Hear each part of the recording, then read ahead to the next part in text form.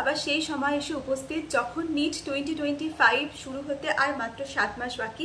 And আমার এখন নিজের পার্সোনালি আজকের ভিডিওটা শ্যুট করতে গিয়ে সেই সময়ের কথা মনে পড়ে যাচ্ছে যখন আমার এক্সামের আর 7 মান্থস বাকি ছিল। And I was so much scattered, মানে আমার মনে হচ্ছিল না যে আমি কী করবো কি না করবো। তোমরা সবাই জানো যে আমি প্রিপারেশন প্রায় 5 বছরের একটা ড্রপ নিয়েছিলাম। তো সেই ড্রপ লাইফে দাঁড়িয়ে কিভাবে আমি নিট ক্র্যাক করলাম, যে 10টা জিনিস নিট ক্র্যাক করার জন্য তোমাদের মাথার মধ্যে থাকা সবচেয়ে বেশি ইম্পর্টেন্ট, আজকে সেটা তোমাদের সাথে শেয়ার করবো। অ্যান্ড সবার আগে যেটা বলার সেটা হচ্ছে তুমি কিন্তু already late, you are already late. So এখন যদি তুমি প্রিপারেশন শুরু করতে চাও তাহলে তোমাকে একদম কোমর বেঁধে নামতে হবে আর লাস্ট অবধি টিকে থাকতে হবে।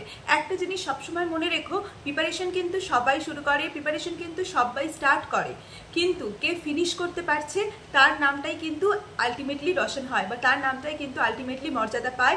তার নামের পাশে আলটিমেটলি ডক্টর বসে, সেই আলটিমেটলি স্টেথোস্কোপ বা গলায় স্টেথোস্কোপ বা হোয়াইট কোট নিয়ে কিন্তু টিপে দিতে পারে। সো সবসময় এটা মাথায় রেখো যে শুরু সবাই করে, রিস্টার্ট সবাই করে, কিন্তু শেষ অবধি কজন টিকে থাকে সেটাই আসলে ম্যাটার করছে।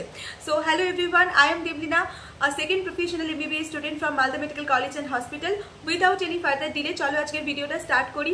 এমন কোন 10টা জিনিস যেটা তোমার নিট 2025 এর প্রিপারেশনে তোমাকে অনেক বেশি হেল্প করবে। সো চলো একটার পর একটা পয়েন্টগুলো তোমাদের সাথে ডিসকাস করি।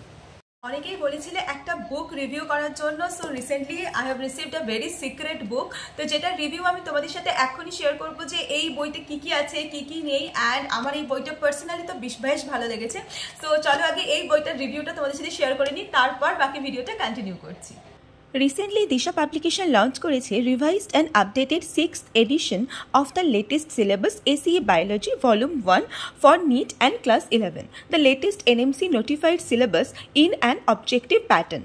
Chapter plan as per NCERT books of Class 11, questions followed by set of 3 MCQ exercise for practice.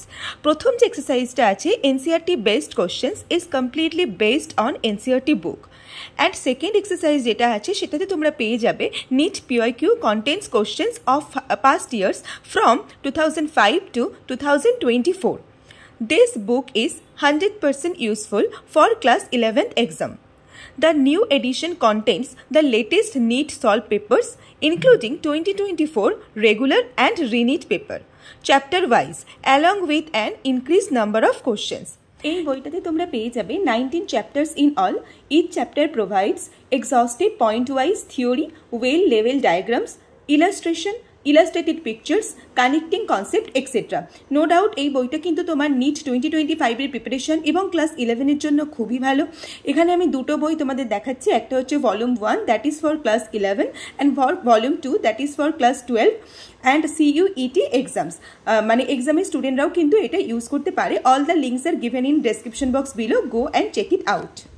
So একদম প্রথমে যেটা নিয়ে বলা সেটা হচ্ছে তোমরা টার্গেট কত করবে। তোমরা আমাকে অনেকে জিজ্ঞেস করেছো দিদি নিট 2025 যেরকম 4 যেরকম কাট অফ দেখছি সেই অনুযায়ী নিট 2024 আমাদের কীরকম টার্গেট রাখা উচিত।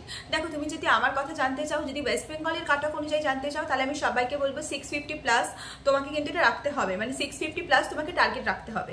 এখন তুমি এটা বলতে পারো দিদি তুমি তো নিজেই 650+ পাওনি, তুমি আবার কি মানে ইয়ে দিতে বসে গেছো strategy. So with due respect, যারা মনে করো যে আমি তোমাদের স্ট্র্যাটেজি মানে দেওয়ার জন্য বা আমি আমার এক্সপিরিয়েন্স তোমার সাথে শেয়ার করার জন্য কাবিল নই, so you can please leave this video here and তুমি নিজের পড়াশোনা করো। And I wish you all the very best for your future. But যারা আমার উপরে ভরসা করে থাকে, যারা মনে করে যে দিদি ভিডিও দিলে তবে নতুন করে মোটিভেশন পাই, তবে নতুন করে আবার একটা স্ট্র্যাটেজি ভাবতে পারি বা আবার কিছু ভাবতে পারি যে নতুন করে পড়াশোনা শুরু করব, তাদের জন্য এই ভিডিওটা থাকছে স্পেশালি তাদের জন্য। সো প্রথমেই আমি যেটা বললাম যে তোমাদের কত নাম্বার টার্গেট করা উচিত, যেটা আমি আগেই বলে দিয়েছি 650 থেকে মানে প্লাস, মানে 650+ তোমাদের টার্গেট করা উচিত। তার জন্য তোমাদের ইন্ডিভিজুয়াল সাবজেক্ট মার্কস কিন্তু প্রায় বায়োলজিতে ওই 340-350 কাছাকাছি, আর ফিজিক্স আর কেমিস্ট্রিতে তোমার 150+ কিন্তু দরকার। আর বিশ্বাস করো এই মার্কসটা কিন্তু এত সহজে আসে না। এই মার্কসটা অ্যাচিভ করতে গেলে দিন রাত গাধার মতো পরিশ্রম করতে হয়, যেটা আমি করেছি, আমার মতো যে সমস্ত নিট অ্যাসপিরেন্টরা চান্স পেয়েছে মেডিকেল কলেজে তারা প্রত্যেকে করেছে। তো সেই জন্য আমি বলবো যে অবশ্যই এরপরে যে পয়েন্টগুলো তোমাদের সাথে শেয়ার করছি সেটা কিন্তু অবশ্যই খুব ভালো করে মাথায় রেখো। সো এটা আমি 1 নম্বর পয়েন্টে বললাম। সেকেন্ড পয়েন্ট আমি যেটা বলবো, স্ট্রিক্ট স্টাডি শিডিউল। দেখো তোমার যদি একটা প্রপার ঘুমানোর টাইম আর প্রপার সকালে ওঠার টাইম না থাকে, তাহলে তুমি কোনো দিনও নিজেকে অনেক চেষ্টা করেও প্রপার লাইনে কিন্তু আনতে পারবে না। নিট প্রিপারেশনের সময় সবচেয়ে বেশি যেটা আমাদের কষ্ট হয় বা যারা অনেকটা সাকসেসফুল হয়েছে, যেমন আমি আমার লাইফে 4 বার সাকসেসফুল মানে আনসাকসেসফুল হওয়ার পরে একবার গিয়ে সাকসেসফুল হয়েছি। তো আমার নিজের সেটা পার্সোনালি মনে হয়েছে যে কোথাও না কোথাও গিয়ে আমি কিন্তু পারিনি, ওই 4 বছর আমি কিন্তু ভালো করে প্রিপারেশন করতে পারিনি, যার একটা অন্যতম প্রধান কারণ ছিল আমি সারা রাত ধরে ফোন চালাতাম, কখন ঘুমাতাম, কখন সকালে ঘুম থেকে উঠতাম, কোনো হুঁশ থাকতো না। তো যারা এখনো এই শিডিউলের মধ্যে আছো, আমি তাদের সবাইকে রিকোয়েস্ট করবো একটা প্রপার ঘুমানোর টাইম অ্যান্ড প্রপার ওঠার টাইম ঠিক করো। যেমন যদি আমারটা জানতে চাও, আমি রাত্রে ওই 1টা 1:30 থেকে 2টোর মধ্যে ঘুমিয়ে যেতাম, 1:30 থেকে 2টো, এটাই আমার নর্মাল টাইম ছিল। আর সকালে মোটামুটি 6:30 থেকে 7টা এই টাইমটার মধ্যে আমি উঠে যেতাম। এটা কিন্তু খুব বেশি ইম্পর্টেন্ট, একটা প্রপার টাইম টেবিল, যেটা প্রপার একটা স্ট্রিক্ট শিডিউল। এটা 2 নম্বর হলো। 3 নম্বরে আমি যে পয়েন্টটা বলবো সেটা হচ্ছে টু ডু লিস্ট অ্যান্ড মানে টু ডু লিস্ট, এবং সেটা তুমি কিভাবে ফলো করবে। তো প্রথমেই আমি প্রত্যেকটা ভিডিওতে আমি বলি, আগের দিন রাত্রেবেলা ঘুমোতে যাওয়ার আগে তোমরা অবশ্যই একটা টু ডু লিস্ট বানিয়ে নাও। অ্যান্ড সেই টু ডু লিস্ট ওয়াইজ তোমরা প্রতিদিন মানে কোনটা কতক্ষণ করবে, ধরো বায়োলজি 3 ঘন্টা করলে, ফিজিক্স 3 ঘন্টা করলে, কেমিস্ট্রি 3 ঘন্টা করলে, টোটাল 9 ঘন্টা হলো। তারপরে বাকি 2 ঘন্টা করে রিভিশন দিলে বা কোশ্চেন প্র্যাকটিস করলে, এটা কিন্তু অনেক বেশি দরকার। তো সেই জন্য একটা টু ডু লিস্ট বানাও, এবং সেই টু ডু লিস্টটা কীভাবে কার্যকরী হবে পরের দিন থেকে সেগুলোও কিন্তু প্রপার টাইম দিয়ে দিয়ে বানাও। এরকম যেন না হয় শুধু টু ডু লিস্টে ফিজিক্স, কেমিস্ট্রি, বায়োলজি এরকম নাম লিখে নিলাম, না, এরকম নয়। ফিজিক্স লেখো, সেখানে কোন চ্যাপ্টার করবে লেখো, সেই চ্যাপ্টার থেকে কতগুলো কোশ্চেন করবে লেখো, এইভাবে জিনিসটা কিন্তু করো, তাহলে আমার মনে হয় বেশি ভালো হবে। 3 নম্বর, প্র্যাকটিস মোর। দেখো, আমার কিন্তু পরীক্ষার হলে কেউ আমাকে বলবে না যে তুমি এই এনসিইআরটি লাইনটা পড়ে শোনাও তো, বা তুমি এই বায়োলজি লাইনটা পড়ে শোনাও তো, বা তুমি এই কেমিস্ট্রির অঙ্কটা পড়ে শোনাও তো, কেউ কিন্তু বলবে না। তোমাকে কি হবে, এমসিকিউ থাকবে, তোমাকে সলভ করতে হবে। তাই জন্য কিন্তু তোমার কোশ্চেন প্র্যাকটিস করাটা খুব ইম্পর্টেন্ট। কারণ তুমি যদি কোশ্চেন প্র্যাকটিসই না করো, অনেক সময় এরকম হয়েছে বায়োলজি চ্যাপ্টার পড়ে চলে গেছি, আমার 2019 বা 20-তে যখন নেট দিয়েছি কোশ্চেন পড়ে চলে গেছি, মানে চ্যাপ্টার পড়ে চলে গেছি, কিন্তু কোশ্চেন প্র্যাকটিস করে যাইনি। তার ফলে ওই পড়াগুলো যখন কোশ্চেনের মাধ্যমে আসছে তখন কিন্তু আমি আর করতে পারছি না। তো এই প্রবলেমটা নিশ্চয়ই আমার মতো অনেকেই তোমরা সলভ করো, মানে অনেকেই তোমরা এই প্রবলেমটা ফেস করো। তার জন্য অনেক রকমের বাজারে কোশ্চেন প্র্যাকটিসের বুকস আছে, তোমরা কিন্তু যে কোনো একটা বুক ফলো করতে পারো। আমি কোনো এক্সট্রা বলবো না যে এই বুকটা ফলো করো, ওই বুকটা ফলো করো, আমি এরকম কোনো স্পেসিফিকেশনস আমি দিতে চাই না। তোমরা যে কোনো একটা পছন্দের বই ফলো করতে পারো, কিন্তু যেই বইটা ফলো করবে প্রথম থেকে শেষ অবধি যেন সেই বইটা শেষ হয়। কারণ এটা তোমরা সবাই জানো যে 10টা বই করার থেকে বেটার কি তুমি একটা বই করো, সেটাকে 10 বার করো, ঠিক আছে? এটা কিন্তু ইম্পর্টেন্ট, এটা মাথায় রেখো। আর কোশ্চেন প্র্যাকটিসের জন্য অনেক রিসোর্স কাজে লাগো। এরকম নয় যে একটা রিসোর্স থেকেই তোমাকে কোশ্চেন প্র্যাকটিস করতে হবে। তুমি যদি ভ্যারাইটি লেভেল অফ কোশ্চেন চাও তাহলে কিন্তু অবশ্যই করতে পারো। এটা হচ্ছে 3 নাম্বার ছিল মোস্ট প্রবলি। 4 নম্বর যেটা বলবো, revision strategy and backlog clearing. প্রথমে আমি 4 নম্বরে বলবো রিভিশন স্ট্র্যাটেজি, আর 5 নম্বরে বলবো ব্যাকলগ ক্লিয়ারিং। তো 4 নম্বরে যেটা বলবো রিভিশন স্ট্র্যাটেজি, দেখো রিভিশন কিরকমের হয়। রিভিশন ডেলি রিভিশন একটা হয়, একটা মানে তোমার উইকলি রিভিশন হয়, একটা মান্থলি রিভিশন হয়, আর একটা বলতে পারো মানে বড় রিভিশন, মানে 2 মান্থসে একবার এরকম রিভিশন। তো উইকলি ডেলি রিভিশনে কি, তুমি ধরো কোনো টিউশন ব্যাচে পড়ছো, তো সেই টিউশন ব্যাচে সারাদিন যেটা পড়ালো সন্ধ্যেবেলা সেটা একবার এসে রিভিশন দাও, তাহলে কি হলো ওইটুকু রেডি হয়ে গেল। মানে আমার সাধারণত কি হতো, আমি যখন ছোটবেলায় টিউশন পড়তাম তখন আমার পরের দিনে টিউশন স্যারকে পড়া দিতে হতো। তার জন্য কিন্তু এটা কিন্তু আমরা সবাই করেছি যে প্রতিদিন পড়া করে তবে কিন্তু পরের দিনে টিউশন ক্লাসে যেতে হতো। তাহলে যারা আমরা এটা করেছি তারা তো আমরা সবাই জানি যে পড়ে তবে গিয়ে টিউশনে যেতে হয়। তাহলে তোমাদেরও যারা এই কম্পিটিটিভ এক্সামেও কিন্তু এটা একটা অনেক বড় জিনিস যে তোমরা পড়ে গিয়ে তবে কিন্তু নেক্সট ডে তোমরা ক্লাসটাতে যাও, তাহলে কি হবে তোমার রিভিশনটা হবে। এটা ডেলি রিভিশন হলো। এবার ধরো আমরা উইকের মাঝখানে একবার রিভিশন, কি ধরো একটা চ্যাপ্টার শেষ হলো, সেটা উইকের মাঝখানেও হতে পারে, উইকের শেষেও হতে পারে, যেখানে হোক হতে পারে। সেই চ্যাপ্টারটা যখন শেষ হলো তখন সেই চ্যাপ্টারটা যেন একবার অন্তত রিডিং দেওয়া হয় নেক্সট চ্যাপ্টারে মুভ করার আগে, পুরো চ্যাপ্টারটা, ঠিক আছে? এটা ফিজিক্স, কেমিস্ট্রি, বায়োলজি প্রত্যেকের ক্ষেত্রেই অ্যাপ্লিকেবল। এটা তোমরা উইকলি রিভিশন কি, সারা সপ্তাহ যেটা পড়ালো, ধরো 2টো চ্যাপ্টার শেষ হয়েছে সারা সপ্তাহে, একটা দিন টাইম বের করে সারা সপ্তাহের মধ্যে সেই 2টো চ্যাপ্টারকে রিভিশন করো। এইভাবে রিভিশনের নাম্বারটা যেন আস্তে আস্তে বাড়তে থাকবে, এবং যখন 1 মান্থ পরে যাবে তখন যদি আমার ফিজিক্সের 4টে চ্যাপ্টার, বায়োলজির 5টা চ্যাপ্টার, কেমিস্ট্রি 6টা চ্যাপ্টার হয়ে থাকে, তাহলে পুরো জিনিসটা যেন একবার রিভিশন মানে করা হয়। এবার হচ্ছে আসছি ব্যাকলগের কথায়। 6 নম্বর পয়েন্ট মোস্ট প্রবলি, এটা 6 নম্বর না 5 নম্বর আমার এক্স্যাক্টলি মনে নেই, আই গেস 5 নম্বর, ব্যাকলগ।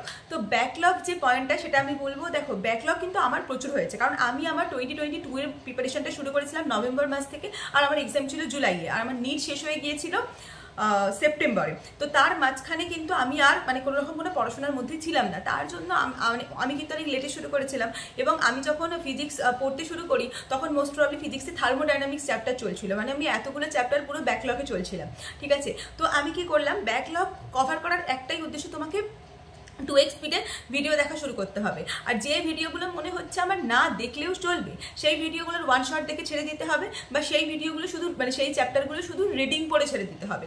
যেমন আমার যেমন অনেক বেশি ব্যাকলগ ছিল বলে বায়োলজির জন্য কিন্তু আমি কোনো রকম কোনো ভিডিও দেখিনি, শুধু কিছু স্পেসিফিক চ্যাপ্টার যেগুলো আমি ভুলে যেতাম, লাইক ধরো ফটোসিনথেসিস, তারপর রেসপিরেশন, তারপর প্ল্যান্ট গ্রোথ অ্যান্ড ডেভেলপমেন্ট, তারপরে ধরো ওইদিকে ইকোলজি বলে একটা চ্যাপ্টার ছিল, এইগুলো আমি ভুলে যেতাম বারবার করে। তো সেই জন্য আমি শুধু এইগুলোর জন্য আলাদা আলাদা করে ভিডিও দেখে এগুলো কিন্তু রেডি করেছিলাম, বাট বাকি পুরো হোল বায়োলজির জন্য কিন্তু আমি আলাদা করে কিছু রেডি করিনি। তাহলে এখান থেকে তোমার একটা পয়েন্ট ক্লিয়ার যে ব্যাকলগ ক্লিয়ার করতে গেলে কিছু জিনিস তোমার আগে থেকে রেডি থাকা দরকার। এরকম না আমার সব ব্যাকলগ পড়ে আছে তাহলে তো তোমার ব্যাকলগ না, তাহলে তো তোমার মানে ইয়ার লাগ লাগবে বলতে পারো। ইয়ার লাগ মানে কি বলবো, মানে তুমি চান্সই পাবে না এবছর, তাহলে এটা বলতে হয়। এটা একটা কথা। সেকেন্ড কথা হচ্ছে ব্যাকলগ চেষ্টা করো না দিনের ব্যাকলগ দিনের দিন শেষ করে নেবার। মানে এটা খুব বলা ইজি, বাট করাটা খুবই কঠিন। মানে ধরো আজকে সকালে আমার কিছু একটা পড়ার বাকি ছিল, আমি আইডেন্টিফাই করলাম যে সকালে আমি সেটা পড়িনি, তাহলে আমার এটাই উদ্দেশ্য হওয়া উচিত আমি 2 ঘন্টা কম ঘুমাবো এবং ঘুমিয়ে সেই ব্যাকলগটা আমি আজকে রাতের মধ্যে কভার করবো, যাতে আমাকে কালকে গিয়ে এটার জন্য ভুগতে না হয়। ব্যাকলগ যত তাড়াতাড়ি তুমি ক্লিয়ার করবে তত কিন্তু তুমি তোমার ডেস্টিনেশনের দিকে এগোবে। আর বিশ্বাস করো যেই লেভেলের কম্পিটিশনস বাড়ছে সেই লেভেলে দাঁড়িয়ে কিন্তু ব্যাকলগ মানে তুমি রাখতে পারো না। আর আগে এরকম হতো ফিজিক্স সাবজেক্ট আমার পুরো ব্যাকলগ, আমি ফিজিক্স 10টা চ্যাপ্টার বাদ দিয়ে চলে গেলাম, আমি তাও নিতে চান্স পেয়ে যাচ্ছি। এরকমও হয়েছে একটা সময় 17-18 এরকমও হয়েছে, কিন্তু এখন আর এটা পসিবল নয়। এখন 3টে সাবজেক্টে সমান গুরুত্ব দিতে হবে, 3টে সাবজেক্টে 3টে মানে সবকটা চ্যাপ্টারকে তোমাকে সমান গুরুত্ব দিতে হবে। আই গেস তোমরা ক্লিয়ার করতে পেরে মানে আমি ক্লিয়ার করতে পেরেছি তোমাদের কাছে। নেক্সট আমি যে পয়েন্টটা বলবো সেটা হচ্ছে রিভিশন তো হলো, ব্যাকলগ বললাম। নেক্সট আমি যে পয়েন্টটা বলবো সেটা হচ্ছে মক টেস্ট। দেখো মক টেস্ট নিয়ে তোমাদের তো বলার মতো আলাদা করে কিছু নেই, তোমাদের প্রচুর বলেছি। আবার যেটা বলবো সেটা হচ্ছে মক টেস্টের জন্য যেটা দরকার সেটা হচ্ছে রেগুলারিটি। কারণ মক টেস্ট তুমি একটা দিয়ে ঘুমিয়ে গেলে, আবার নিটের 1 সপ্তাহ আগে উঠে আরেকটা মক টেস্ট দিলে কি লাভ হবে? এরকমভাবে মক টেস্ট দিয়ে কোনো লাভ নেই। মক টেস্টে যদি তুমি রেগুলারিটি না রাখতে পারো, মক টেস্টে যদি তুমি তোমার প্রত্যেকটা মক টেস্ট দেওয়ার পর তার প্রপার অ্যানালাইজিংয়ের মাধ্যমে যদি পরের মক টেস্টে কিছু মানে অ্যাডিশন করতে না পারো, কিছু জ্ঞান যদি ওখানে না দিতে পারো, তাহলে কিন্তু তোমার মানে কোনো রকম কোনো লাভ নেই। কারণ তুমি টেস্ট দিলে তুমি সেটাকে অ্যানালাইজ করলে না, তাহলে তো কোনো লাভ নেই। মক টেস্টের জন্য আলাদা করে যেন কাউকে কোনোভাবে মোটিভেট করতে না হয়। যে কোনো কোচিং ইনস্টিটিউশনের মক টেস্ট দিতে পারো, তাতে কিন্তু কোনো বাধ্যবাধকতা নেই যে আমাকে এটাই দিতে হবে ওটাই দিতে হবে, এরকম কিছু নেই। কিন্তু যেটা প্রথম থেকে দেবে সেটাই যেন তুমি শেষ করো, এবং যেন প্রত্যেকটা মক টেস্ট দাও। তোমার শরীর ভালো লাগছে না, তোমার পেট ব্যথা, মাথা ব্যথা, শরীর খারাপ, বাবার শরীর খারাপ, মায়ের শরীর খারাপ, এই সমস্ত প্রত্যেকটা অজুহাতের কিন্তু কোনো রকম কোনো জায়গা নেই তোমাদের কাছে। আমার যেটাই হোক, আমার ফ্যামিলি কন্ডিশন যেরকমই হোক, আমাকে মক টেস্ট দিতে যেতে হবে এবং প্রত্যেক সপ্তাহে আমাকে মক টেস্টটা অ্যানালাইসিস করতে হবে। নেক্সট সপ্তাহে মক টেস্টের জন্য রেডি হতে হবে। তাহলে তুমি কি বলবে, তুমি এটা আমাকে জিজ্ঞেস করতে পারো, দিদি তুমি কি বলছো তাহলে আমাদের রোবট হয়ে যেতে হবে? হ্যাঁ, 1 বছরের জন্য যদি পারো তাহলে রোবট হয়ে যাও, হাইবারনেশনে চলে যাও, শীত ঘুমে চলে যাও, যেখানে যাবে চলে যাও, কিন্তু নিটের সিলেকশন আমার দরকার, এটা যেন মাথায় থাকে। ওকে, নেক্সট আমি যেটা পয়েন্টটা বলবো সেটা হচ্ছে নোটস অ্যান্ড শর্ট নোটস। এই পয়েন্টটা নিয়ে কিন্তু অনেকের অনেক ডাউট আছে। তো নোটস অ্যান্ড শর্ট নোটস যেটা বলবো, সব সাবজেক্টের নোটস বানানোর দরকার নেই। হ্যাঁ, শর্ট নোট ফিজিক্স আর কেমিস্ট্রির জন্য খুবই প্রয়োজন হয়। আমি নিজে বানিয়েছিলাম ফিজিক্স আর কেমিস্ট্রির জন্য শর্ট নোট কীভাবে বানাতে হয় সেটার একটা আলাদা ভিডিও আমি চেষ্টা করবো তোমাদের দেওয়ার। বাট আমি বোধহয় দিয়েওছি একটা ভিডিও, জানি না আমি এক্সাক্ট আছে কিনা, যদি পাই আমি অবশ্যই লিঙ্ক ডাউন করে দেবো। আর শর্ট নোটস কিন্তু তোমার রিভিশনের জন্য, তুমি যদি প্রপার রিভিশন কীভাবে করবে সেটা না বুঝতে পারো, তাহলে কিন্তু শর্ট নোট খুব দরকার। তবে এরকম নয় শর্ট নোট মানে তোমার ওই বড় নোটটাকে পুরোটা টুকে নিয়ে শর্ট নোটে দিয়ে দিলাম, না, সেটা কিন্তু নয়। শর্ট নোটের কাজ হচ্ছে ওই বড় নোট থেকে যেগুলো তুমি ভুলে যাও, যেগুলো তুমি বারবার মিস্টেক করো, তোমার পরীক্ষায় বারবার যেগুলো ভুল হয় সেইগুলোকে রাখা, প্লাস এক্সামে কোনো এক্সট্রা পয়েন্ট যদি পাও যেগুলো এতদিন তুমি পড়োনি, সেগুলো যেন শর্ট নোটে তুমি অ্যাড করতে পারো। ঠিক আছে, আই গেস এটা 7 নম্বর 6 নম্বর 7 নম্বর এরকম কিছু একটা পয়েন্ট হবে। নেক্সট যেটা বলে সেটা হচ্ছে রিসোর্স কিন্তু খুব লিমিটেড রাখবে। খুব, তুমি কোথা থেকে পড়ছো সেটা একটা পার্টিকুলার কোনো কোচিং সেন্টারের ভিডিও হতে পারে, কোনো অফলাইন কোচিং সেন্টারের ভিডিও হতে পারে, কোনো বুকস হতে পারে, কোনো প্রাইভেট টিউশন হতে পারে, যেখান থেকেই পড়বে রিসোর্সটাকে কিন্তু লিমিটেড রাখা খুব দরকার। তুমি যদি রিসোর্সকে লিমিটেড না রাখতে পারো, তাহলে তুমি ধরো, আমার এটা হয়েছিল 2017-এ যখন আমি 18-এ যখন আমি নিট দিই, 17-এ তো আমি নিট দিইনি, 18-এ যখন আমি নিট দিই, আমি এই বই থেকে ওই চ্যাপ্টারটা পড়েছি, ওই বই থেকে সেই চ্যাপ্টার পড়েছি, আর একটা অন্য ভিডিও থেকে আর একটা কেমিক্যাল বন্ডিং পড়েছি, অন্য একটা স্যারের ভিডিও দেখে আমি তোমার পিরিয়ডিক টেবিল পড়েছি। আমি কোনো কিছুকে মার্চ করতে পারিনি, আমি খুঁজেই পাইনি কোথা থেকে আমি কি পড়েছিলাম, আমি তার কারণে আমি রিভিশন দিতে পারিনি। তো এই রিসোর্স যত লিমিটেড রাখবে রিভিশন তত ইজি হবে, এবং এক্সামের 8 মাস আগে প্রত্যেকটা জিনিস কিন্তু রিভিশন করা খুব ইম্পর্টেন্ট। এক্সামে যখন লাস্ট 1 মান্থ বাকি থাকে না, সেই মোমেন্টে দাঁড়িয়ে রিভিশন রিভিশন রিভিশন, মানে আর কিছু তোমার মাথায় থাকা উচিত নয়, শুধুই রিভিশন থাকা উচিত। তো সেই সময় দাঁড়িয়ে কিন্তু অন্য কোনো কিছুর জন্য কোনো সময় থাকে না, শুধুই তোমাকে রিভিশন করতে হয়। তার জন্য কিন্তু একটা প্রপার রিসোর্স হওয়া দরকার এবং প্রপার নোটস থাকার খুব প্রয়োজন। 8 নম্বরে যে পয়েন্টটা বলবো সেটা হচ্ছে উইক সাবজেক্ট। এটা আমার মনে হয় খুব ইম্পর্টেন্ট একটা টপিক, কারণ কি উইকস আমরা না বরাবর ইগনোর করে যাই, উইক সাবজেক্টকে আমরা বরাবর ইগনোর, আমার 4 বছর ধরে উইক সাবজেক্ট ফিজিক্স। তো আমি ফিজিক্স ইগনোর করে গেছি এবং আমি ফিজিক্সে মানে কম নাম্বার হওয়ার জন্য বায়োলজিতে 340+ থাকা সত্ত্বেও আমি চান্স পাইনি। তো সেখানে দাঁড়িয়ে আমি একটা কথা বলবো, উইক সাবজেক্টকে মোর টাইম দাও।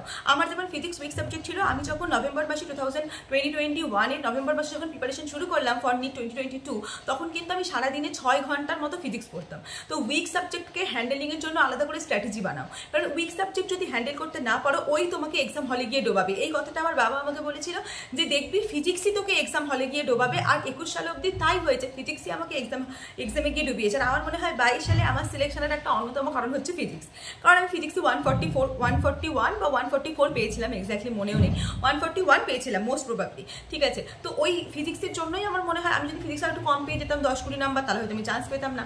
তো এরকম একটা ব্যাপার। তো সাবজেক্টকে উইক সাবজেক্টের মতো করে কিন্তু ট্রিট করো। ওকে, নেক্সট আমি 8 নম্বর আই গেস 9 নম্বরে যে পয়েন্টটা তোমার সাথে শেয়ার করবো সেটা হচ্ছে টেক শর্ট ব্রেকস। 2017 থেকে আমি যখন থেকে নিট প্রিপারেশন শুরু করেছিলাম আর 2021 পর্যন্ত, মানে যতক্ষণ আমি চান্স পাইনি, আমি কিন্তু কোনো ব্রেক নিতাম না। মানে প্রথম দিকে আমি হয়তো ঘুরে বেরিয়েছি অনেক 17-18-এ, তারপরে প্রিপারেশন শুরু করছি, বাড়ি থেকে বেরোবো না, এর সঙ্গে দেখা করবো না, তার সঙ্গে দেখা করবো না, মা যদি বলে এখানে চল, আমি যাবো না, কোথাও যাবো না। কিন্তু বিশ্বাস করো 2022-তে আমার মা আমাকে এত ভালো করে কন্ট্রোল করেছিল, আমাকে বাজার করতে নিয়ে যেত, আমাকে জামা কাপড় কিনতে নিয়ে যেত, আমি এখানে যেতাম ওখানে যেতাম, এরকম না সারাদিন চলে যেতাম, বাট সারা দিনের মধ্যে একটা টাইমে একটু ব্রেক, একটু বাবা মায়ের সাথে গল্প করা, একটু বোনের সাথে খুনসুটি করা, বা একটু ভাই বোনের সাথে বসে কথা বলা, মনের কথা বলা, এগুলো কিন্তু খুব বেশি দরকার। আমি বলবো না কাউকে যে ফোনে অ্যাডিক্ট হয়ে যাও, কারোর সাথে ফোনে ঘন্টার পর ঘন্টা গল্প করো, বয়ফ্রেন্ড বানাও, বা সোশ্যালাইজ করো, বা ইনস্টাগ্রাম ফেসবুক করো, এগুলো কিন্তু আমি বলিনি। আমি যেটা বলেছি সেটা হচ্ছে তোমার একটু টাইম নিজের জন্য বের করো। যেমন আমার সবচেয়ে ফেভারিট টাইম ছিল ডিনার টাইম, কারণ বাবা মা সবাই বোন সবাই ওই সময় বাড়িতে থাকতো। আমি ডিনারে বসে সিআইডি দেখতে দেখতে পুরো 1 ঘন্টা কাটাতাম, ঠিক আছে। এটা আমার সারাদিনের মধ্যে একটা ব্রেক টাইম ছিল। এছাড়া মা কখনো সপ্তাহে বাজার করতে যেত, আমাকে নিয়ে যেত, বাড়িতে কোনো পুজো হলে তার বাজার করতে যেত, নিয়ে যেত। তো এই জিনিসগুলো হচ্ছে আমি খুব বেশিভাবে ফলো করেছি। তো এই প্রিপারেশনের মাঝখানে শর্ট ব্রেকগুলো কিন্তু দেওয়া খুব দরকার। And then last and final point, যেটা আমি বলে পাগল হয়ে গেছি, সেটা হচ্ছে mental health, good mental health. এটা কি করে আসবে? 1 নম্বর ভালো খাওয়া দাওয়া করতে হবে, 2 নম্বর প্রচুর পরিমাণে জল খেতে হবে। ভালো খাওয়া দাওয়া মানে এরকম নয় রোজ বিরিয়ানি খেতে হবে, রোজ পিৎজা খেতে হবে, একদম নয়। বাড়ির নর্মাল খাবার, মায়ের হাতের রান্না, মা যেটা করে দেবে সেটা খাবে। 3 নম্বর হচ্ছে তোমার প্রপার ঘুমাবে, প্রপার যেন 6 to 7 আওয়ার্সের ঘুম যেটা দরকার সেটা নেবে। যদি মনে হয় দুপুরে একটু শর্ট ন্যাপ নেওয়ার প্রয়োজন সেটা নেবে। আর লাস্ট অ্যান্ড ফরমোস্ট অ্যান্ড মানে কি বলবো, সবচেয়ে ইম্পর্টেন্ট, মেডিটেশনস করো। প্লিজ সবাই মেডিটেশন শুরু করো, কারণ মেডিটেশন যদি শুরু না করো তাহলে এই যে এত কিছু বললাম, এত মেন্টাল প্রেশার, এত মেন্টাল স্ট্রেস কোনোটাই কিন্তু নিতে পারবে না। সারাদিনে 2 বার, সকালে 1 বার, রাত্রিবেলা 1 বার মেডিটেশন করো, যেটা খুব তোমার মেন্টাল হেলথকে ভালো রাখবে, তোমার মনকে ভালো রাখবে, তোমার শান্তি দেবে এবং তোমাকে নেগেটিভ থট থেকে দূরে রাখবে। আর সবচেয়ে ইম্পর্টেন্ট, তোমাকে তোমার dream score, dream college achieve করতে হেল্প করবে। So that's it for today's video. I hope তোমাদের আজকের ভিডিওটা দেখতে ভালো লেগেছে। সো সবাই যারা আছো চ্যানেলটা সাবস্ক্রাইব করো, লাইক করো, শেয়ার করো, অ্যান্ড পরে কি ভিডিও দেখতে চাও সেটাও কমেন্ট করে জানিও। See you in next video. By.